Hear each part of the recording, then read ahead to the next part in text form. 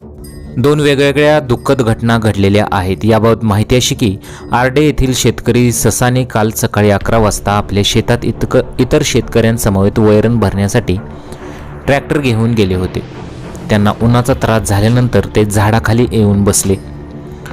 पुन्हा बरे वाटले म्हणून ते परत काम करू लागले, मात्र लगेचच पुन्हा ते चक्कर येऊन पडल्याने जवळच्या नागरिकांनी त्यांना खासगी रुग्णालयात नेले, मात्र डॉक्टरांनी त्यांना मृत घोषित केलं। 8 दिवसांपूर्वीच त्यांच्या मुलीचा साखरपुडा झाला होता। अत्यंत प्रतिकूल परिस्थितीमधून त्यांनी आपला संसार उभा करून मुलांना चांगले शिक्षण दिले होते। गावामध्ये चांगले व्यक्तिमत्व म्हणून त्यांची ओळख होती। त्यांच्या मागे पत्नी, 2 मुली व 1 मुलगा असा परिवार आहे। त्यांच्या अचानक निधनाने आरडे गावात मोठी शोककळा पसरलेली आहे। तर दहिवडी मान तालुक्यातील तेलदरा येथील बेपत्ता वृद्ध शेतकऱ्याचा मृतदेह 12 दिवसांनी सापडला असून त्यांचा उष्माघाताने मृत्यू झाल्याची शक्यता वर्तवली जात आहे। याबाबत दहिवडी पोलीस ठाण्यात मिळालेल्या माहितीनुसार 12 एप्रिल रोजी संध्याकाळी 6 वाजल्यापासून ज्योतिराम निवृत्त शिंदे हे घरातून बेपत्ता होते।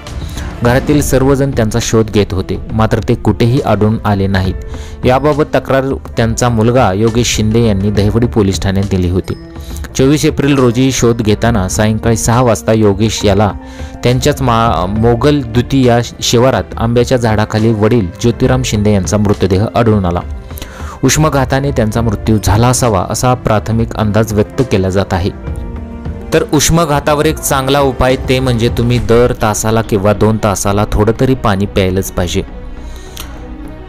जर तुम्ही शेतकरी असाल तर सकाळी 11 वाजेपर्यंत काम करू शकता, दुपारी तुम्ही निवांत विश्रांती घेऊ शकता आणि त्यानंतर पुन्हा 4 ते 6 वाजेपर्यंत काम करू शकता।